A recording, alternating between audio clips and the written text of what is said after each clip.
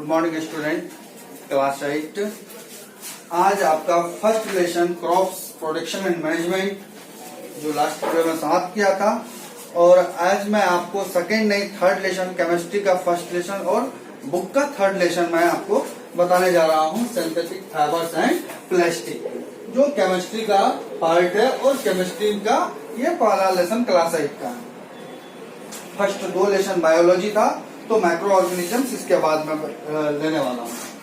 इसमें हम लोग आज स्टडी करेंगे, उससे तो बहुत सारा चीज स्टडी करेंगे, लेकिन मैं सबसे पहले नेचुरल फाइबर्स, सिंथेटिक फाइबर्स और टाइप ऑफ सिंथेटिक फाइबर्स के विषय में आज का वीडियो आपके लिए।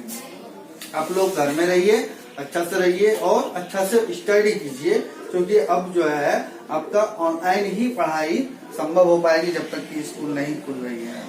तो मैंने आपको क्रॉप प्रोडक्शन एंड मैनेजमेंट में बताया था कि किस तरह से क्रॉप्स को जो है लगाते हैं, काटते हैं, इरिगेशन करते हैं, स्टोरेज करते हैं, और फसल साइकिल क्या है, यानी कि फसल चक्र क्या है, और रोटेशन क्या है उसका फसल का, या फिर जो है आपको बहुत सारा चीज के विषय में हम लोग उसमें क्या क्या वेजिटेबल्स के लिए क्या क्या करते हैं, पेस्टिसाइड के लिए क्या क्या करते हैं, इन सभी चीजों के विषय में मैंने बताया था। और मैंने आप लोग से रिक्वेस्ट भी किया था कि आप लोग नोट्स प्रिपेयर करके एक जो भी आपने स्टडी करके समझा उसको आप एक नोट्स, शॉर्ट नोट्स बनाइए और हमको सेंड कर सकते हैं, या फिर आप जो लिंक है उस पर जाकर सेंड कीजिएगा तो सीधे वो हमारे पास पहुंच जाएगी और मैं आपका वो देख सकता हूं कि आपने कहां तक समझा उस चैप्टर। चलिए, अभी तो हम लोग दूसरा चैप्टर स्टार्ट कर रहे हैं। ये चैप्टर है synthetic fibres and plastic. Synthetic fibres and plastics का दो कॉन्सेप्ट है। देखिए, इसमें पहला तो फाइबर्स है, दूसरा प्लास्टिक है। आप समझते होंगे प्लास्टिक और फाइबर्स के बीच का क्या रिलेशनशिप है। तो आपको लग सकता है कि ये दोनों अलग अलग चीज होगा, लेकिन ऐसा नहीं है, दोनों एक ही चीज है और इसके विषय में हम लोग अभी पढ़ेंगे। तो जैसा कि क्लास 6, 7 में या उससे बिलो के क्लास में आपने नेचुरल फाइबर्स के विषय में पढ़ा था। एक दो चैप्टर्स है उसमें आपका कोर्स बुक में, और आपने नेचुरल फाइबर के विषय में पढ़ा। तो यहाँ पर हम लोग सिर्फ और केवल सिर्फ सिंथेटिक फाइबर और उसके टाइप्स के विषय में पढ़ेंगे, फिर प्लास्टिक के विषय में पढ़ेंगे और प्लास्टिक का जो टाइप्स होगा उसके विषय में पढ़ेंगे। तो सबसे पहले समझना है कि फाइबर है क्या। तो ये very thin thread like structure कर सकते हैं, एक बहुत ही पतला और thread like structure strand from which cloth is made, जिससे कि हमारा कपड़ा बनता है, उसको हम लोग क्या कर सकते हैं कि ये एक फाइबर है। अब ये एक फाइबर है, अब ये नेचुरल फाइबर है या सिंथेटिक फाइबर से, इसके विषय में भी हम लोग आगे पढ़ते जा रहे हैं। तो फाइबर्स का मतलब ही होता है क्लॉथ, कपड़ा, कपड़ा से ये डली करता है। तो आपने मार्केट गया होगा तो डिफरेंट टाइप्स का आपको क्लॉथ मिला होगा, निलॉन, पॉलिस्टर, और ये जो है आपको ये सभी टाइप का जो है ड्रेस आपको मार्केट में देखने के लिए मिला होगा, आपने यूज भी किया होगा, पहना भी होगा, हम सभी ने। तो इसको कहते हैं fabric is made by the webbing और द नेटिंग, यानी कि हम लोग जो है इसको वेबिंग और नेटिंग के माध्यम से क्या करते हैं, तैयार करते हैं। क्या तैयार करते हैं? ड्रेस तैयार करते हैं पहनने के लिए। और ये जो होता है ड्रेस तैयार करने के लिए हमको यार्न लेना पड़ता है, जैसा कि मैंने क्लास 7 के लिए भी सिंथेटिक फाइबर और फैब्रिक्स का एक चैप्टर का वीडियो बनाया है, आप उसको देख सकते हैं, वहां से आप हेल्प ले सकते हैं कि फाइबर क्या है और इसका यूज क्या है और इसको हम लोग किस तरीके से यूज करते हैं, उसमें मैंने पूरा डिटेल से बताया। The cloth which we wear are made by the fabrics, तो जो क्लोथ हम लोग पहनते हैं वो एक फैब्रिक से बना हुआ रहता है, यानी कि जो क्लोथ हम लोग पहनते हैं उसमें कई जो है यार्न रहता है, एक यार्न से नहीं बनता है। जैसा कि मेरा ही यूनिक ड्रेस देख सकते हैं, शर्ट देख सकते हैं, इसमें आपको मल्टी कलर नजर आएगा। तो ये मल्टी कलर आया कहाँ से? तो अलग अलग थ्रेड को जब हम लोग डाई करते हैं, यानी कलर करते हैं, उसके बाद इसको बनाया गया है, इसलिए ये मल्टी कलर में आपको दिख रहा है। तो इस तरीका से हम लोग नेचुरल और सिंथेटिक फाइबर्स का जो टू टाइप्स का फाइबर्स है उसके विषय में पहले समझ लेते हैं। नेचुरल के विषय में आपने लास्ट क्लास में समझा ही होगा, लेकिन नहीं अगर वहां समझ पाए तो यहाँ पर एक छोटा सा हिंट देके हम समझा लेते हैं। The fabrics obtain from plants and animals, जो प्लांट एनिमल से आ रहा है वो क्या होगा, नेचुरल फैब्रिक्स होगा, नेचुरल फाइबर्स हो जाएगा, ठीक है। और जो प्लांट एंड एनिमल से नहीं है उसका बाय प्रोडक्ट है, दैट मीन्स की मेन बाय ह्यूमंस, यानी कि या आदमी के द्वारा बना हुआ या इंडस्ट्रियल बना हुआ है, तो उसको हम लोग क्या कर सकते हैं, सिंथेटिक, ठीक है। तो आपने समझ लिया कि नेचुरल फाइबर क्या है। नेचुरल फाइबर में आप एग्जांपल में ले सकते हैं, कॉटन ले सकते हैं, सिल्क ले सकते हैं, जूट ले सकते हैं, ऊन ले सकते हैं, ये सभी जो है नेचुरल फाइबर है।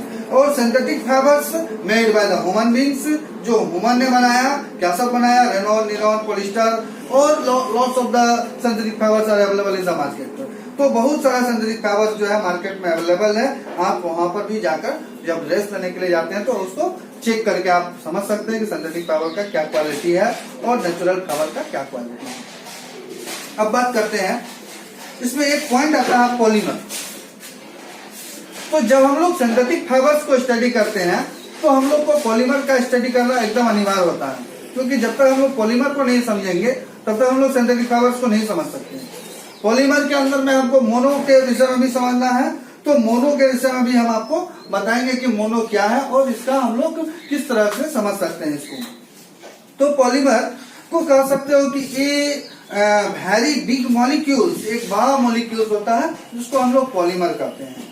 तो form by the combination of the large number of small molecules. तो स्वाभाविक बात है कि ये अगर चौक है तो ये चौक जो है इतना बड़ा होने के लिए छोटा छोटा चौक का जो मॉलिक्यूल्स होगा या सब्सटेंसेस होगा वो मिला होगा तब ये बड़ा होगा। तो पॉलीमर का कॉन्सेप्ट ये है कि पॉलीमर एक बड़ा मॉलिक्यूल्स है, लेकिन ये जो कॉम्बिन हुआ है, बना है, ये छोटे छोटे मॉलिक्यूल से मिलकर बड़ा मॉलिक्यूल्स तैयार हुआ है। द स्मॉल मॉलिक्यूल्स को हम लोग केमिकल कंपाउंड भी बोल सकते हैं, no problem. The chemical compound बोलिए या फिर द स्मॉल मॉलिक्यूल्स बोलिए, which join together to form a polymer are called monomer।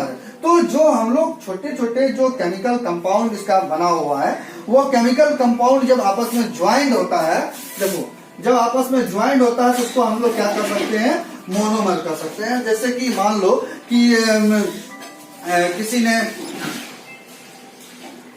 किसी ने मान लो कि आपको एक जो गला में पहनने के लिए जो आपका क्या कहते हैं उसको रिंग होती है, जो चेन होती है वगैरह वगैरह क्या क्या, तो उसका आप देखे होंगे कि एक थ्रेड के अंदर में जो है छोटा छोटा बॉल जैसा जो है लगा हुआ होता है। तो ये बॉल गैप नहीं है, एक साथ ज्वाइंट है। तो छोटे छोटे चीज मिलके क्या हुआ, एक बड़ा सा जो है आपका क्या बनाया, गला में बांधने के लिए जो नेकलेस होती है वो तैयार किया। ठीक उसी प्रकार से मोनोमर का बिहेवियर है कि वो छोटा छोटा जो है आपको पॉलीमर मिलके जो है क्या करता है, मोनोमर तैयार करता है। The monomer which make the polymer may all be the same compound, यानी कि सेम कंपाउंड होना चाहिए of the two different compound, यानी कि अगर आप सेम कंपाउंड भी कर सकते हैं और टू डिफरेंट कंपाउंड भी कर सकते हैं। जैसा कि मैंने आपको बताया कि हमारी जो आप शर्ट देख रहे हैं ये मल्टी कलर में आप देख रहे हैं। अगर एक ही कलर का होता तो सेम कलर का ऐसा मोनोमर हो, और अगर ये अलग अलग कलर है तो इसका मतलब है अलग अलग कलर का जो यार्न लिया गया है या मोनोमर लिया गया है वो है। तो मैंने आपको समझाने का कोशिश किया कि किस तरीका से छोटा छोटा मॉलिक्यूल्स जो है मिलके एक बड़ा मॉलिक्यूल्स का निर्माण करता है, और वह बड़ा मॉलिक्यूल्स क्या होता है, आपका पॉलीमर हो जाता है, और छोटा छोटा मॉलिक्यूल्स जो होता है वो क्या रहता है आपका, वो मोनोमर रहता है। तो आपको पॉलीमर के विषय में ये जान लेना चाहिए कि यह पॉलीमर जो है सेम कंपाउंड और द टू डिफरेंट कंपाउंड्स का है। और पॉलीमर को ग्रीक लैंग्वेज में कहा जाता है मेनी। पॉली मतलब होता है मेनी और मर मतलब होता है यूनिट्स।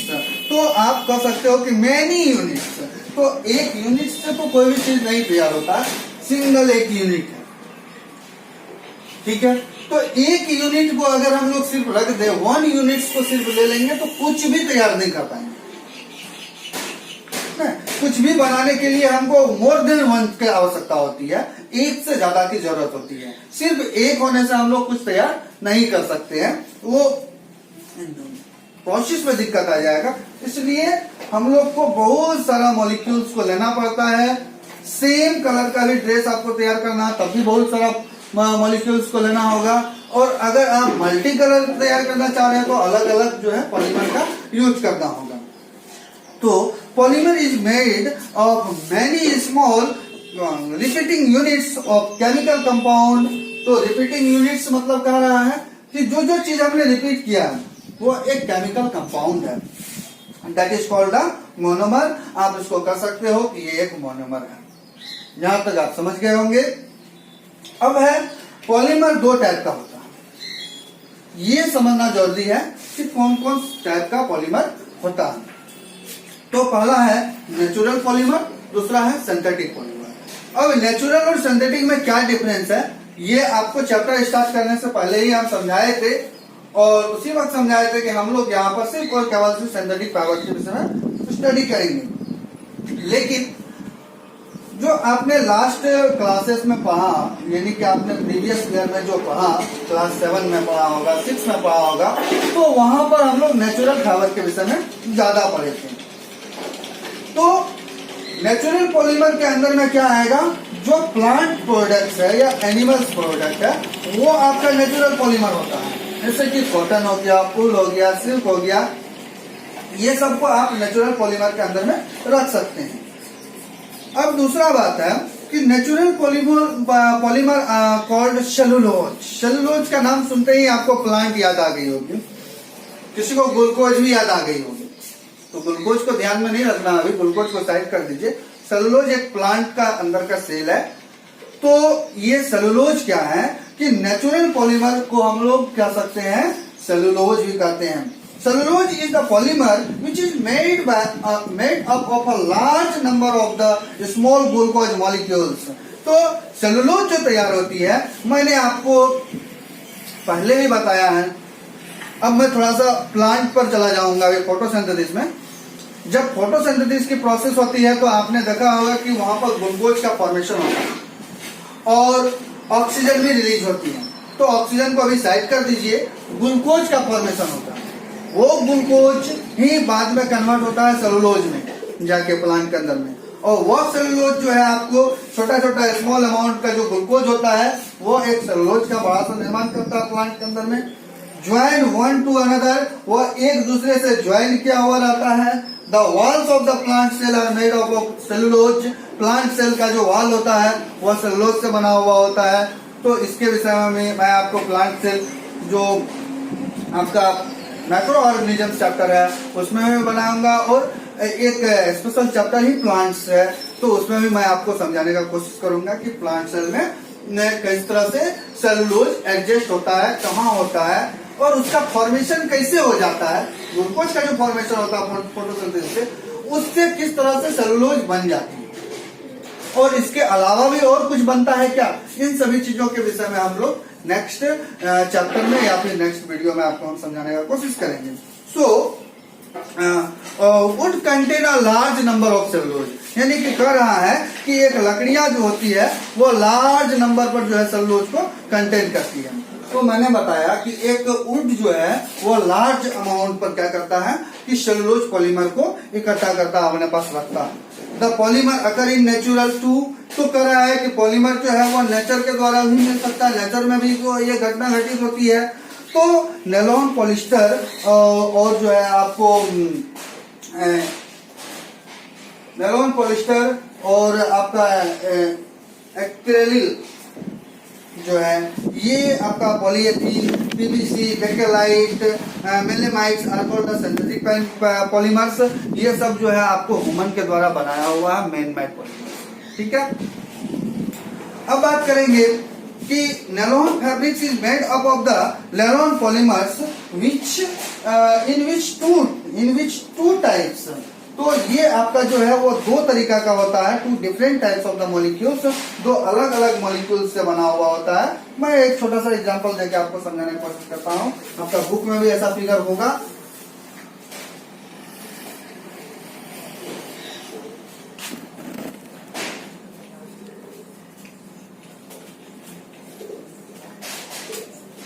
तो देखिए ये दो अलग अलग चीज हैं।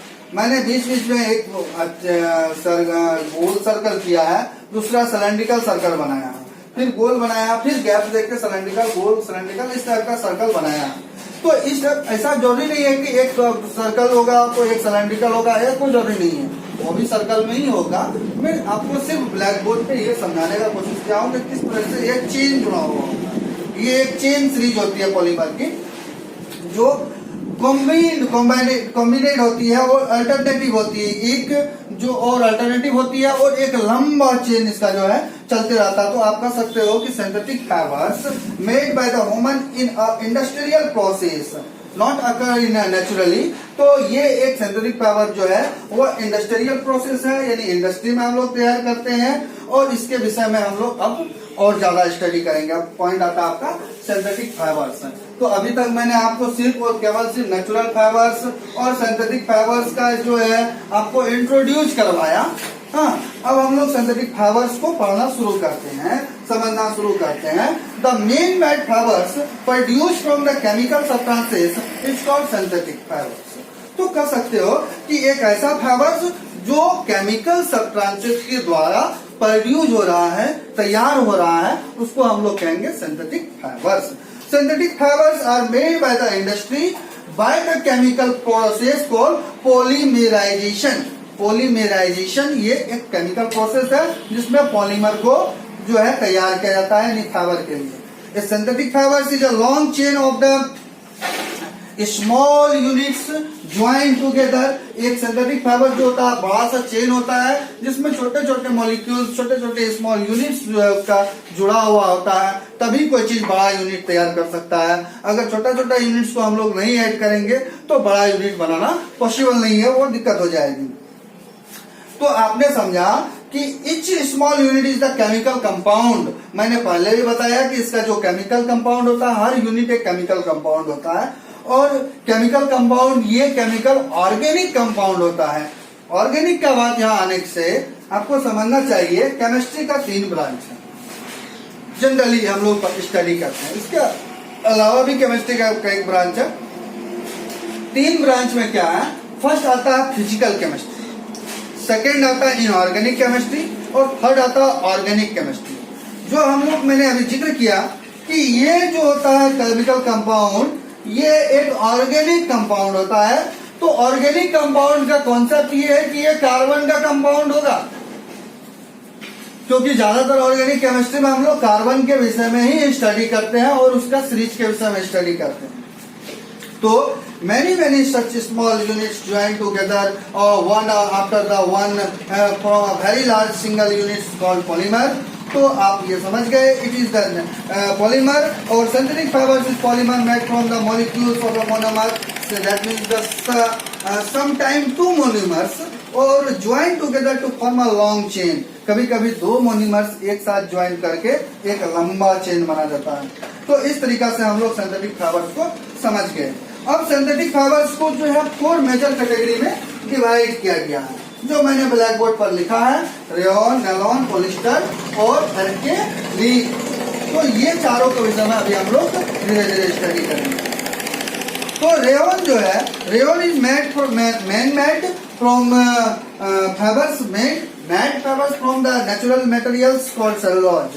तो रेयॉन जो होता है वो आपका फर्स्ट जो है ये एक मैन मेड फाइबर है, लेकिन ये नेचर के द्वारा मिलता है। नेचर का जो सेलुलोज है, नेचुरल सेलुलोज है, उससे ये तैयार होती है। तो इसको आप लोग कह सकते हो कि ये जो है दोनों बिहेवियर रखता है, यानी कि आपका ये जो है केमिकल बिहेवियर भी रखता है और आपका नेचुरल बिहेवियर भी रखता है। जैसा कि सिल्क लेने के टाइम में जब हम लोग सिल्क की क्लॉथ लेने के लिए मार्केट जाते हैं तो ये कंफ्यूजन होती है कि ये 100% सिल्क है या कुछ मिला हुआ सिल्क है।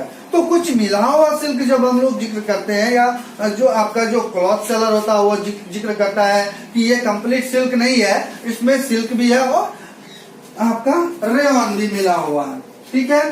तो ये जो है आपका नेचुरल बिहेवियर रखता है और ये सेलुलोज से ऑब्टेन होता है, यानी सेलुलोज जो है आपका वुड फुल से ऑब्टेन होता है। तो nylon, polyester are the fully synthetic fiber which do not require a natural material तो इसका रिक्वायरमेंट जो है नेचुरल मटेरियल के भी नहीं भी मिलेगा तब भी बनेगा। मैं जैसा कि मैंने आपको बताया कि ये नेचर से भी मिलता है और आपको जनरली ये सिंथेटिक भी होता है, यानी कि आपका केमिकल प्रोसेस से भी तैयार होती है।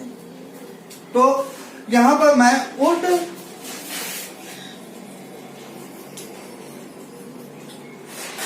पल्प के विषय में आपको बताया कि ये फोटो केमिकल प्रोसेस है जो आपका फाइबर तैयार करने के लिए होता है।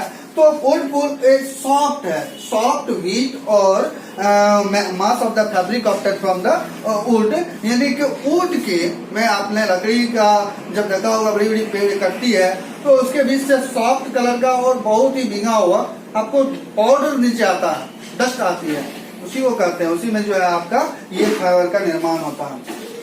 तो आपने ये भी समझ लिया। और ये लार्ज अमाउंट पर जो उसमें जो कंटेंट होता है वुड पल्प में यानी नेचुरल पॉलीमर में वो सेलुलोज होता है।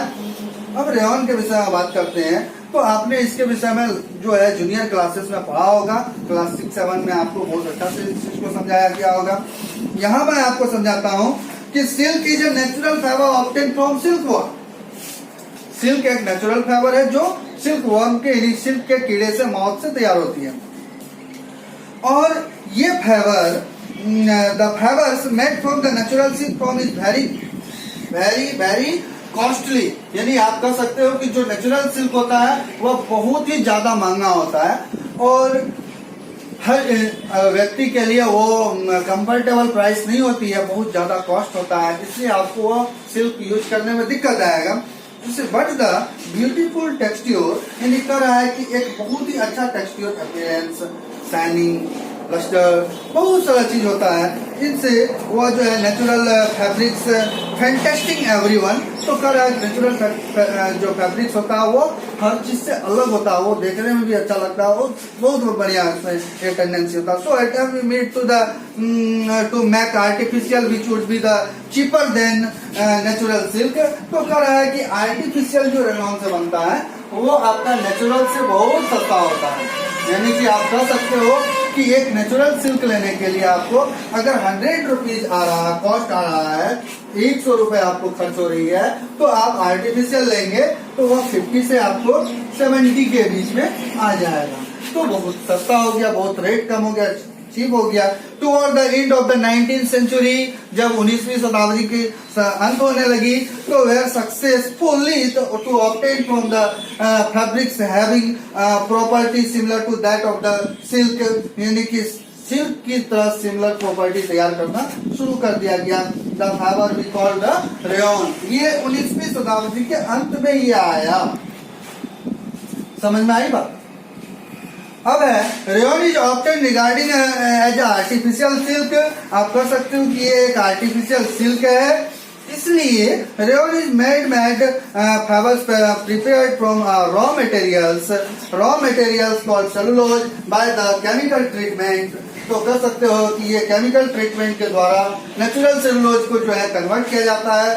The cellulose required to the making rayon to obtain from the wood pulp, यानी कि वुड पल्प के विषय में मैंने अभी थोड़ी देर पहले जिक्र किया था। वुड पल्प क्या है कि जब हम लोग किसी बड़ा सा पेड़ को कट करते हैं तो उसके बीच से जो पाउडर आती है और व्हीट पाउडर जो होती है उसको वुड पल्प कहते हैं। तो so we can also say that rayon is obtained by the chemical treatment of wood pulp, यानी कि which contain wood pulp means which contain cellulose। ऐसा wood pulp नहीं जिसमें सेलुलोज नहीं है।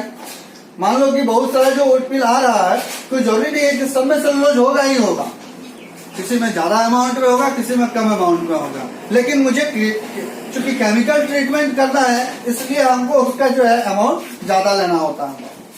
So rayon is produced by the wood pulp is discovered by alkaline solution। इसको हम लोग alkaline solution से डिस्कवर किया गया था और कर सकते हैं, जान सकते हैं। alkaline solution मीन्स हो गया आपको सोडियम हाइड्रोक्साइड का सोल्यूशन। सोडियम हाइड्रोक्साइड का solution to form the strict liquid to the viscose, यानी कि आप ग्लूकोज और सेलुलोज को भूल जाइए, अभी विस्कोज आ गया एक नया वर्ड। विस्कोज मतलब हो गया कि जब हम लोग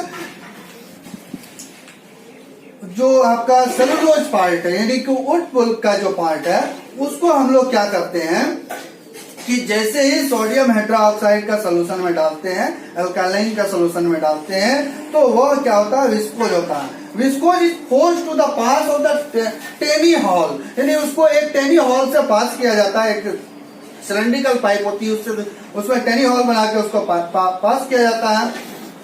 तो into solution of the sulphuric acid, यानी कि उसको पास करके हम लोग सल्फ्यूरिक एसिड का सोल्यूशन में लेके जाते हैं। तो when a silk like thread of the rayon is form, तो वो जब हम लोग सल्फ्यूरिक एसिड में उस चीज को लेके जाते हैं, तो वहां पर क्या होता है कि रेयॉन का जो है निर्माण हो जाती है। तो यहाँ तक आपने समझ लिया कि किस तरह से हम लोग रेयॉन जैसे फाइबर का निर्माण करते हैं। तो rayon is made for the natural occurring polymers, तो नेचर का जो पॉलीमर्स है उसके द्वारा भी ये चीज जो है तैयार होता है, जिसको सेलुलोज कहते हैं। Present in the whole field, therefore rayon is the neither a fully synthetic और नॉर आप कह सकते हो कि फुल्ली नेचुरल फाइबर। फर्स्ट में ही मैंने जिक्र किया कि ये आपका दोनों चीज से मिला हुआ है, ना तो ये कम्प्लीटली नेचुरल है और ना ही ये कम्प्लीटली आपका केमिकल है। तो ये दोनों है, इसलिए हम लोग नाइदर और नॉर का यहाँ पर जिक्र करेंगे। और मैंने आपको बताया भी कि ये कम्प्लीटली ना तो ये आपका नेचुरल है और ना ही कम्प्लीटली ये केमिकल है, क्योंकि केमिकल को ही हम लोग नेचुरल में ले जाके प्रोसेस करके इसको तैयार करते हैं। तो आप लोग इसको कह सकते हो कि सेमी सिंथेटिक, क्योंकि जब ही दो चीज मिला हुआ रहता है तो उसको सेमी सिंथेटिक बोल सकते हैं, सेमी सिंथेटिक फाइबर्स है। तो rayon is different from the truly synthetic fibre because it is obtain from the natural material, तो ये जो है नेचुरल मटेरियल से भी तैयार होती है। So rayon is obtain from the natural resources called the old pill, और ये ओल्ड पिल से तैयार होती है। मैं इसका समरी आपको बता रहा हूँ। It is said to be the man made fibres, this is because of the obtain of the chemical treatment, ये केमिकल ट्रीटमेंट से भी होता है, जो वुड पिल को जो है फैक्ट्री में ले जाकर तैयार किया जाता है। तो rayon fibre is chemical identified to the cotton but the shining like silk, तो ये जो होता है मिलता जब है तो वह कॉटन की तरह दिखता है, लेकिन इसकी चमक जो होती है वो सिल्क की तरह बनी हुई रहती है। तो रेयॉन फाइबर का बहुत सारा यूज है। इसका सबसे बड़ा यूज जो है टेक्सटाइल इंडस्ट्री में है, जो क्लॉथ बनाने के लिए होती है। उसके बाद इसका जो है आपको बहुत सारा फर्निशिंग, बेडशीट, कार्पेट वगैरह वगैरह बनाने के लिए, यानी कि ड्रेस बनाने के लिए, कारपेट बनाने के लिए, आपको बैंडेज बनाने के लिए, या फिर कहो कि सर्जिकल जो है ड्रेसिंग का जो आपका जो पट्टी वगैरह होता है उस चीज को तैयार करने के लिए, और फिर जो है इसका ट्राइकोट बनाने के लिए, यानी कि आपका जो है ट्राइकोट होता है उस चीज को बनाने के लिए इसका यूज होता है। तो आज का क्लास में हम लोग समझे कि सिंथेटिक फाइबर्स क्या है, प्लास्टिक के विषय में भी नहीं समझे। सिंथेटिक फाइबर्स क्या है, नेचुरल फाइबर्स इसमें क्या कॉन्सेप्ट रखता है, सिंथेटिक फाइबर्स का क्या कॉन्सेप्ट है, ये दोनों को समझ गए। Type of the synthetic fibres में हम लोग फर्स्ट टाइप को समझ गए कि रेयॉन क्या है, नायलॉन, पॉलिस्टर और इसके अलावा जो भी चीज है उसको हम लोग नेक्स्ट वीडियो में नेक्स्ट क्लास में समझेंगे। रेयॉन के विषय में समझ गए। तो आज का आपका जो वर्कआउट होगा वो आपका ये होगा कि आपने जो रेयॉन के विषय में समझा, या फिर जो सिंथेटिक फाइबर्स के विषय में समझा, या नेचुरल फाइबर्स के विषय में समझा, इस चीज का आपको घर में स्टडी करना। बुक को बच्चे बुक को जितना स्टडी करेंगे उतना ज्यादा बेनिफिशियल है, आपके लिए बेनिफिट है। इसलिए मैं बार बार कहता हूँ कि आप बुक का स्टडी कीजिए, इसका फिगर का स्टडी कीजिए, और आपके घर में जो ड्रेस है, कपड़े हैं, उसका भी स्टडी कीजिए कि आपके घर में कितना सिल्क का कपड़ा है, कितना जो है सिंथेटिक कपड़ा है, सिंथेटिक में कौन कौन सा कपड़ा है, ड्रेस है। तो इन सभी चीजों का जो है आप घर में स्टडी कीजिए, घर में ही रहिए, बाहर मत निकलिए, हाँ, और अपने पेरेंट्स के बीच में रहिए। Thank you.